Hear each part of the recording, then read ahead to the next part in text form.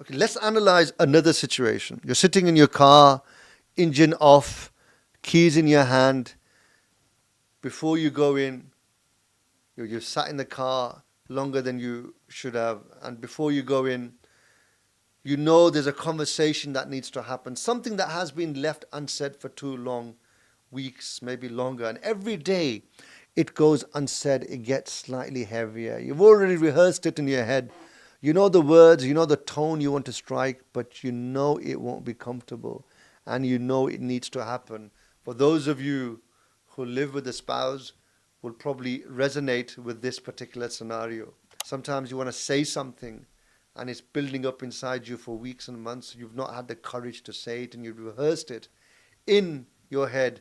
You are not being controlled by your circumstances. You're being controlled by your explanations of them. Yes. And that is a much harder thing to admit, because the most dangerous voice in your life is not the one that comes from outside. It's not the one that comes from the people around you. It's the one that comes from inside of you. And this is a voice that it doesn't attack, it doesn't pressure you, it doesn't even argue with you. It simply just explains things in a way that feels completely reasonable, calm, measured, logical. And because it sounds like clarity, you trust it. And that's not a small problem. That is the biggest problem, because you don't feel manipulated when this happens. You feel convinced. And a convinced person doesn't question themselves.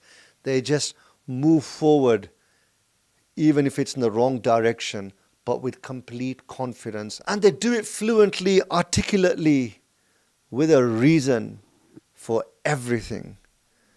Let's look at another scenario. Maybe you're looking at something, like you're researching something to launch, to start.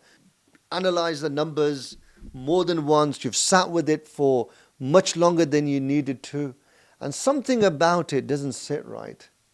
Not dramatically, not with a clear, articulate reason you could write down and defend in a meeting. Just a quiet resistance starts building up inside you, a subtle internal friction that arrived early, before the excitement, before the opportunity filled the room, before everyone around you started nodding and said quietly, almost gently, "Not this one."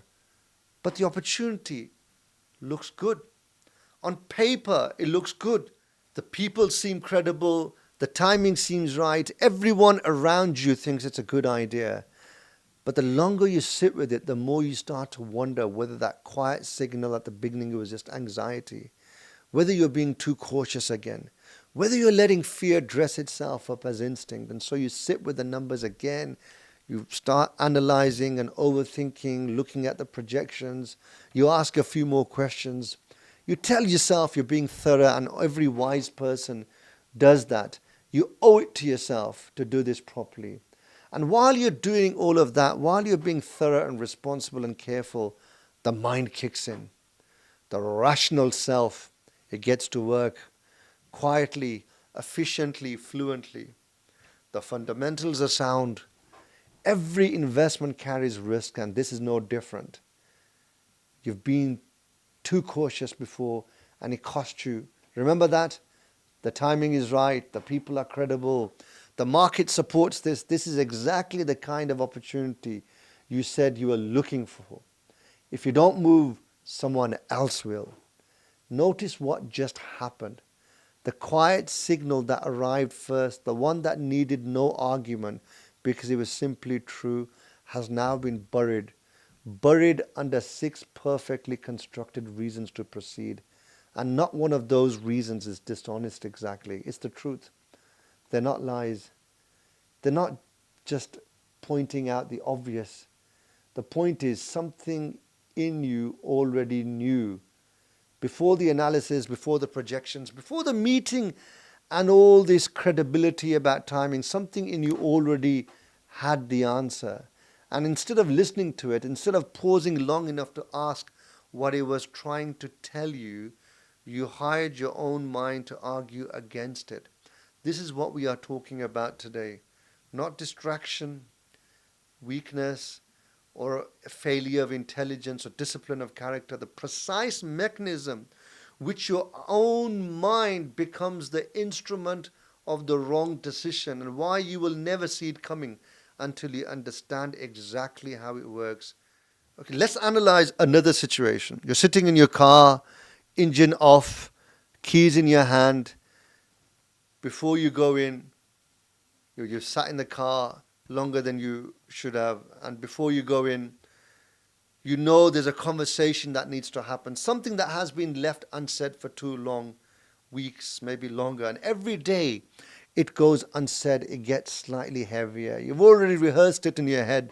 You know the words, you know the tone you want to strike, but you know it won't be comfortable, and you know it needs to happen.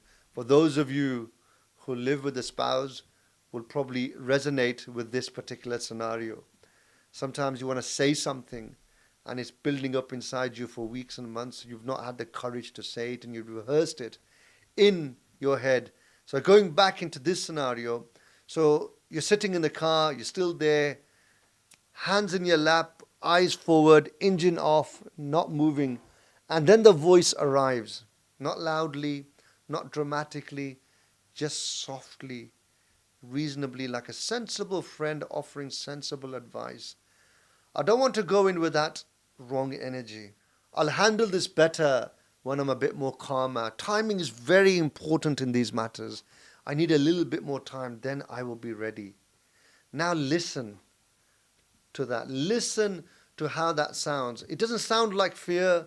It sounds like composure. It doesn't sound like avoidance. It sounds like emotional intelligence. It doesn't sound like someone who is running away from a difficult moment. It sounds like someone mature enough to know that how you approach this type of a conversation, it really matters as much as what you say in it. But strip it down. Let's decode this behavior. Being completely honest with yourself for that just one moment. You're not preparing, you're avoiding. And the part of you that knows this, the part that has been sitting quietly beneath all the reasonable explanations you've been giving yourself, is there, it's always there, but it's quiet. Less convincing than the voice offering you the delay, less urgent than the discomfort you're trying to avoid. So you stay in the car, another minute, then another, and eventually you leave, not because everything was resolved, not because you made a conscious decision to abandon the conversation, but because enough time passed and the moment no longer felt possible. You lost that moment. Later you'll tell yourself you just weren't ready, but readiness was never the issue. Agreement. You believed the voice, and that is how patterns don't just form. This is how they become reinforced.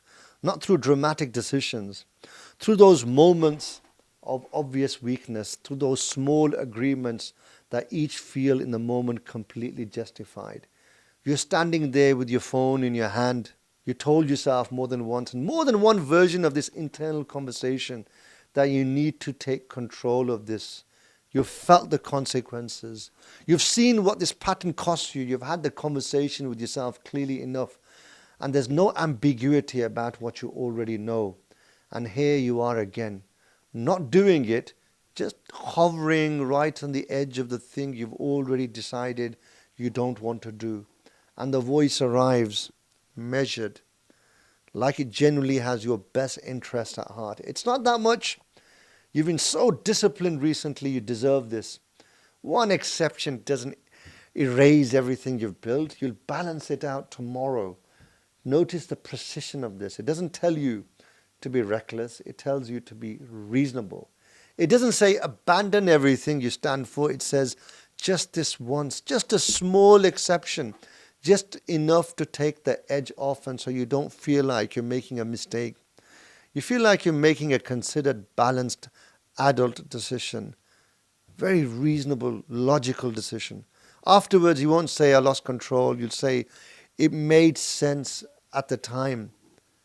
Sit with that sentence. Truly try and understand that. Because everything makes sense within the wrong force when that force is in control.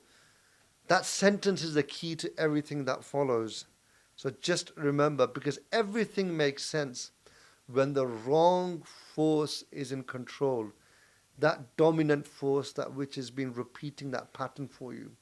Let's go inside that mechanism a little bit, because that is what nobody fully explains. And without understanding this precisely, specifically, in enough detail that you can recognize it in real time, you will keep falling for it. And that's what's happening to most of us out there. In fact, nearly everyone. For the rest of your life, you will keep falling victim to this. Your mind is not your highest authority. Just try and comprehend that for a moment. Your mind is not your most highest authority. That sounds uncomfortable to hear. We are taught to trust our thinking. We are rewarded for our reasoning. We identify with our intelligence more than anything else. So the idea that the mind not be the leader, that it might actually be serving something operating beneath it, feels fundamentally wrong and alien to our way of thinking. But watch what actually happens.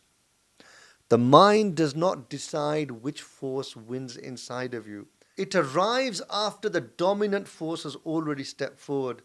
Then it's there like a defense attorney to build that case, to convince you fluently, to advocate for a tailored case at play at that moment in time, using your own knowledge, your own experiences, your own language, your own deeply held values, and it articulates a case against you. The mind doesn't generate the direction, it just justifies it. And it does this so quickly, so seamlessly and naturally, that by the time you're aware of the thought, the case is already built and probably won. You don't experience it as a justification, you experience it as your own thought, as your own thinking. Let me illustrate this to you exactly how this works. Not in the abstract, but specifically across each force. So when the ego is a dominant force, the mind doesn't announce itself as the ego's lawyer. It doesn't say be irresponsible or ignore your values and choose what feels good over what is right. It says you've earned this. One exception doesn't define you. The research actually supports moderate indulgence. Deprivation creates its own problems. You've been so disciplined lately. This is balance, not failure. Life is short. This better than most. It doesn't sound like the ego talking. It sounds like wisdom. Sounds like someone who has thought carefully about the psychology of self-discipline and arrived at a nuanced, intelligent conclusion. That is the deception. The ego doesn't announce itself. It sends the mind ahead to make the introduction. When fear is a dominant force, the mind doesn't say, you're afraid. Fear never admits to being fear. It says, this timing isn't right for you at this moment in time. You need more preparation before you're ready. The responsible thing to do is wait until the conditions are better. Other people have rushed into this and they regretted it, and you've seen it for yourself now. You can see clear as day and night. Now is not the time. There's no shame in being thorough. That's not fear, that's wisdom. It doesn't sound like fear talking. It sounds like caution and wisdom. Sounds like experience. Sounds like measured voice of someone who has been so full of experience and is talking from a point, from the lens of wisdom. And you end up believing that because you cannot easily tell the difference between genuine wisdom and fear dressed in wisdom's clothing. They use the same words. They arrive with the same measured tone. The only difference is, where is that voice coming from? And the mind never tells you that part. When the ego is protecting status and image, the mind doesn't say you need to protect your image. It says you have standards. Not everyone operates at your level. You've worked too hard and come too far to accept this kind of treatment. Knowing your worth is not arrogance, it's self-respect. That's why some relationships aren't worth maintaining. This might be one of them. You're not being difficult, you're being honest about what you need. It doesn't sound like the ego talking, does it? Sounds like dignity. Sounds like healthy self-awareness. It sounds like the kind of boundaries psychologically mature people set. And the more you've invested in your own personal development, the more sophisticated and convincing the ego sounds when it's justifying these actions. Because the mind has access to all your language, all your knowledge, and it can come dressed in any way to justify and become the advocate for that dominant force at that moment in time. All of your self-awareness sort of frameworks, it knows, and it will use every single one of them in service of whatever the ego is trying to protect. Now let's look at external pressure. What do we mean by external pressure? When that becomes a dominant force, I'm talking about the world around you, the culture, the expectations, the social comparison, the algorithm, the opinion of people whose approval you haven't fully stopped needing. When that force is running the loudest, when that force becomes the most dominant, the mind doesn't say you're doing this because of what other people think, when you obviously are. It says, this is what people at your level do. You need to stay relevant. That's not vanity, that's strategy. Everyone in this space is doing this. If you don't, you will be left behind. Your audience expects a certain standard. You owe them this. This isn't about ego. It's about understanding how the world actually works. Sounds like pragmatism. Sounds like someone who understands the landscape and is making clear-eyed decisions with it. But underneath all of this, you are being moved by the crowd, by comparison, by the fear of being left behind or left out or being overlooked, and you don't want to feel irrelevant. And the mind has dressed all of that in the language of strategy. So ask yourselves, how much of those things that we have been duped into doing by our mind were really dressed as validating, external validation. We were doing it to please others. We were doing it for the approval of others. How about when the body is the dominant force? When you're exhausted, depleted, physically craving, or nervous system is overwhelmed, what is then the driving force? What decision will you reach? The mind will come in. It will say you're running on empty and making decisions from depletion. It says you need to rest. Pushing through when you're like this produces poor work anyway. Your body is telling you something. You should listen to it. Sustainability matters. So rest, and then you'll be productive later. Taking care of yourself is not laziness. It's what high performers do. Sometimes it's true. Sometimes, yes, your body does need rest, and the mind is correctly translating that. But sometimes the body just wants ease. The mind is building the case for the body to succumb and be subdued to comfort. And what sounds like self-care actually is avoidance, wearing a wellness vocabulary. The mind doesn't tell you which one it is. It just presents the best argument which convinces you and leads you to believe that you have reached that conclusion by your own self. Let's look at another scenario. What about when purpose and meaning is a dominant force? And this is the only time the mind's translation is actually taking you somewhere worth going. The mind says this matters. Short-term discomfort is the price of long-term meaning. The people who built something real all went through exactly this pain or moments. You already know what you're here to do. Stop waiting for it to feel easier. The same mechanism, different force. So different destination entirely.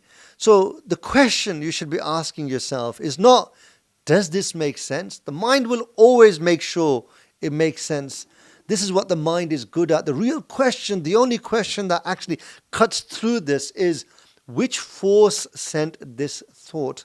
Who is the mind working for right now? Because the moment you ask that is the moment you look at the argument and ask, who sent this? The whole architecture, The whole human operating system becomes visible, because here is the part that should disturb you the most. The mind doesn't just justify once.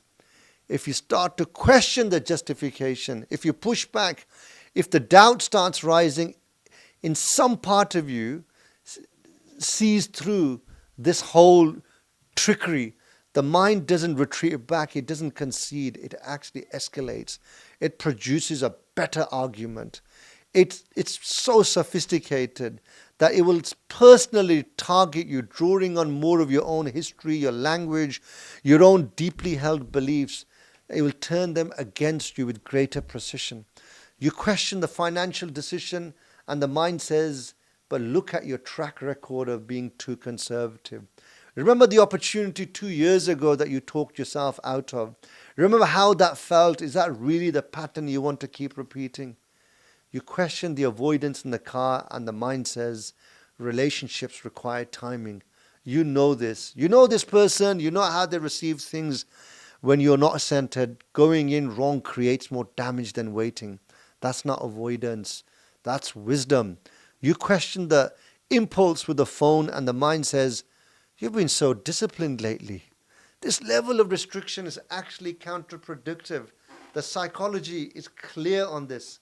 What you resist persists. A little release is healthier than while knuckling everything down. Each time you push back, the argument gets sharper. Each time you doubt, the justification becomes more tailored, because the mind has access to everything you know.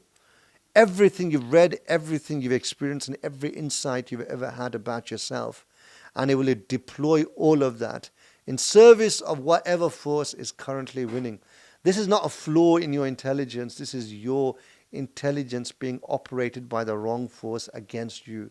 And the more intelligent you are, the more convincing the justification. Isn't that scary? The more self-aware you are, the more sophisticated the self-deception. So the more articulate you are, the harder it becomes for anyone, including you, to see through the case your mind has built. This is how the most intelligent people make the most sophisticated mistakes. Not despite their intelligence, precisely because of it. Look at the pattern in the world around you.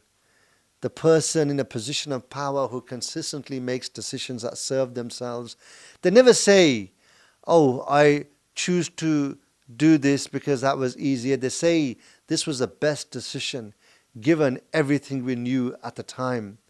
And the person protecting their reputation at the cost of truth, they don't say, I'm hiding. They say, I'm managing the situation carefully. Timing matters.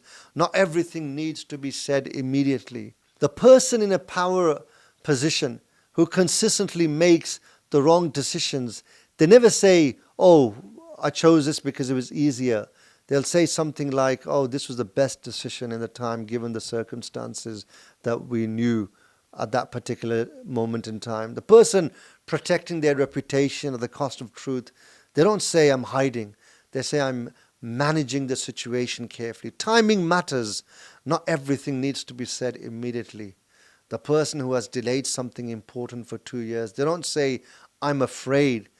They say, the timing hasn't been right. I'm being strategic. I want to do this properly when the conditions are right. The person who walked away from a clear financial signal their instinct was sending, they don't say, I let the ego override my judgment. They say, I made a calculated decision based on the circumstances at the time. What about the person who stays in a situation or relationship much longer than it was necessary or much longer than they could justify? They don't say, I'm avoiding the discomfort of leaving. They say, I'm not someone who gives up easily. I believe in working through difficulty. That's a value, not a weakness. The person who keeps shrinking in rooms where they should be standing fully, they don't say, I'm afraid of being seen. They say, I choose my moments. I don't need to perform. I let my work speak. Different situations, different people, but the same mechanism operating in every single one of them. This is not weakness. This is not stupidity. This is not a character flaw that only affects certain kinds of people. This is the human operating system doing exactly what it was built to do. Giving the dominant force inside you a language it can live with, a story it can tell, excuse me, a version of events that leads to you to keep repeating and running the same show without ever having to announce what you are doing. We just act, we explain, and the explanation, not the action, not the consequence, not the reality, becomes a story we live inside of every single day. Not occasionally, but this is what shapes our personality, becomes a routine, and then defines our destiny. You've agreed with the thoughts that were not taking you forward and called it logic. You have delayed what mattered and called it patience. You have protected patterns that were costing you and called it balance. You have avoided discomfort and called it self-awareness. You have let the ego lead and call it something else like, oh, I'm living fully. You have let fear decide and called it wisdom. And this is the story that we are living in every single day. External influences. We say, this is part of my strategy, my personal development. You just kept repeating the pattern and reinforcing it. You made the voice more fluent inside of you. You made the justification easier to believe. You made the gap between what you know and what you do slightly wider until the justification arrives before you even consciously registered the choice. And eventually, you don't even notice the moment where it could have gone another way. And eventually, the wrong forces move so fluently through your mind in such familiar language with such sort of personalized, tailor-made solutions and reasoning that you genuinely complete without any sense of deception, believing it is you. So the question has to change. So the question again is not, does it make sense? The only question that you should be asking that actually penetrates through this mechanism is, why does this make sense to me right now? Which force is currently the strongest inside me? And is my mind building up a case on behalf of this force? Because in the moment you ask that genuinely with the intention of actually seeing the answer, you will see it not comfortably, but clearly. And here's what I need to tell you though. Seeing it is not enough because you can see it completely. It's understanding it fully, naming it precisely and tracing it back to the source. And you'll be able to then stop once you've developed this awareness, and then you will see that why you have been repeating this behavior again and again. And this insight without action is the most comfortable form of staying exactly where you are. The work is not in seeing, the work is in the pause. The work is when you question that voice inside of you, which is building a case, which is justifying. So try not to outthink it. You cannot outthink a force that is currently operating your thinking. Just pause 1 second, time for self-introspection. And in that pause, just ask yourself that one question only: which force sent this thought? No need to argue with it, no need to outthink it, because this is a force, your mind, that really it can outdo you if you're not careful. It can come up with the best arguments that can defeat you. So the mind has to be challenged with that one question: which force is it defending? And in that moment, you will be able to create that space between the thought and the action, between the justification, the agreement. In that space, for the first time, you will have a choice between two options. What the dominant force is telling you and what is the right thing to do at that moment in time. That moment is where your life will change. Not your goals, not your plans, not your intentions, not the version of yourself you describe to other people. That moment, the ordinary, unremarkable, easy to miss moment where the voice speaks and you decide consciously whether to believe it. Because the life you keep repeating is not being forced on you. It is being agreed to one thought at a time, one justification at a time, in small incremental steps. And the moment you stop agreeing is that moment where things will change for you for the better. Today we deconstructed the force of the mind, how it acts as the attorney on behalf of the other dominant forces operating within this human operating system inside of you. Slowly but surely we are decoding this human behavior so we can expose this behavior to you and show you the mirror. Subscribe to our channel and we will bring this content more seamlessly to you and much bigger, greater topics unfolding to expose who you truly are.